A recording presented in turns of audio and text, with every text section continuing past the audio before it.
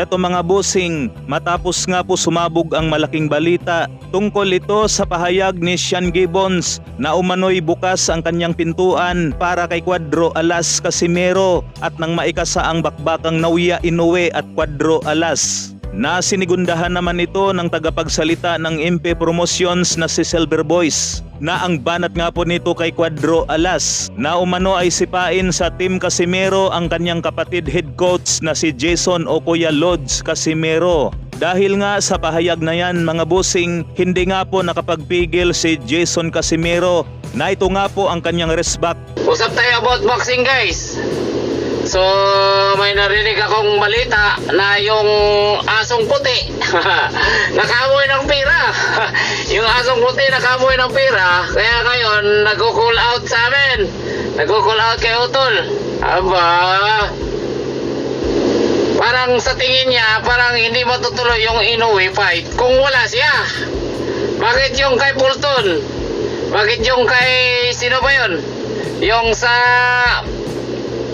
Yung kalaban ni Inoue na maliit, si Butler, bakit natuloy? Wala ka naman doon. Hindi mo naman tao yun. Parang inaano niya ngayon na malakas siya kung ano, andyan siya. Aba, nakaamoy yung pira yung asong puti. Yung asong puti, nakaamoy ka na naman ng pira. Aba, so ngayon malapit na ang ihayag yung big fight ni Utol. Alam ko na sabihin mo na naman ngayon na hindi magkakalaro si Utol ng malaking laban kung hindi dahil sa'yo. Alam ko na yung sasabihin mo pag i-announce na yung papalapit na laban ni Cuadro Alas. Yung puting ano dyan, yung asong puti, nakaamoy ng pera, nag-call out na naman. Abangan nyo guys yung reaction ni Cuadro Alas mamaya. Pupuntahan ko siya sa bahay niya. Busy pa lang ako ngayon dito sa bahay namin, sa lupa namin. Ayan, ito yun oh. Ayan, pinapabunuhan namin. Ayan oh, ayan. Dating ano po yan, dating palayan yan. Ngayon pinaabunuhan namin. Ayan, nagpakita ko sa inyo ha. Ayan, malaki yan. Mahigit 2,000 square meter yan. Mahigit. Ayan, pinaabunuhan namin. Hanggang ngayon, pinapatambakan pa namin ng lupa. Ayan guys, yung puting itlog guys. Yung puti. Yung asong puti. Nagpuputak-putak na naman. Nakamoy ng pera. Aba, samantala si Tai natuwa ko kay Tai. Ano daw, bibigyan na lang daw tayo ng malato. Alisin na lang ako. Tai, alam mo ba kung bakit nagpupursige yung isang tao sa buhay niya? Para sa pamilya niya. Number 1, para sa pamilya niya. So ngayon, yung pamilya niya, ako, iiwan niya, isang tabi niya. Alam mo ba yung isang inspirasyon ng isang tao, hindi yung isang pamilya mo?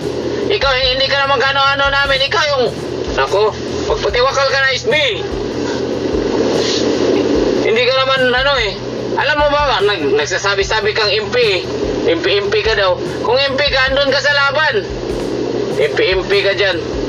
Hindi ka nga tinatanggap ng ikaw lang yung sumisiksip doon. Kung si Manangkil, yung manager ng ng Sunman, kung gusto ka lang noon, andun ka na. Nakapunta ka lang doon sa training kasi yung sasakyan mo yung gamit ni Puting Aso. Kaya ka lang nakalapit. Pero alam mo ba, yung manager ng Sunman, hindi ka gusto noon.